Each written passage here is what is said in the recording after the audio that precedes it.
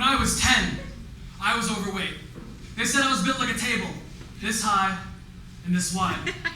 You never see me pick last in football because I spent recess hiding inside. So I couldn't stand the teasing, them calling me names. You've never known shame until you've been that fat kid in 4th grade. Like when you're overweight, you've lost all identity, you're just the fat kid. You can't be funny, you're just the fat kid. You can't be smart, you're just the fat kid. You're not even Alvin Lau, you're just the fat kid. And when I was 10, I almost let this get to me.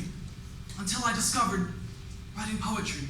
You see, when you're a poet, no one cares about what you look like, only how well you write. No one cares how fast you run the field as long as you're well oiled up here. No one cares how much you weigh, but how many ways you can write your love into existence over the extent of a stanza. Poetry levels the playing field, makes every student equal. From the preps to the ravers, to the skaters to the breakers. So you can imagine the prom queen at a party, wearing inlines, busting windmills, because poetry can do that. It makes the mighty out of the meek who've never felt the force of their own expression. It makes the kid who stayed home prom night finally find acceptance. And I know this because I was once that child who had never been heard, but then it was like God was in my voice and said, let there be words.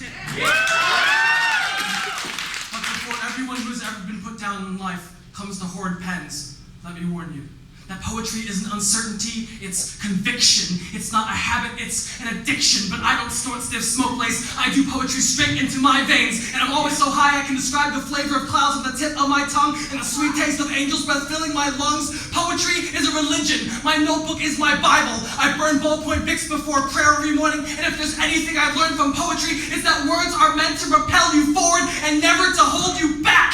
When I was 10, I was overweight. They said I was built like a table, this high and this wide. You never see me pick last in football because I spent recess hiding inside. But regardless of what they said, I was the smart kid. I was the funny kid. I was Alvin Lau, and I was never the fat kid, because when you have your words, no other pastures could be more fertile. Who cares what the shell looks like as long as somewhere there's a turtle? And it's not your appearance, color, creed, but it's your mind that determines who you are. And for every naysayer struggling to touch the ceiling, no, I'm jumping off your roof and reaching for the stars. So for anyone who has ever been put down in life, whether you've ever been that fat kid or not, know that it's not your size that matters, because in heaven, there's no weigh-in. It just matters that you have your words and hard enough to say them.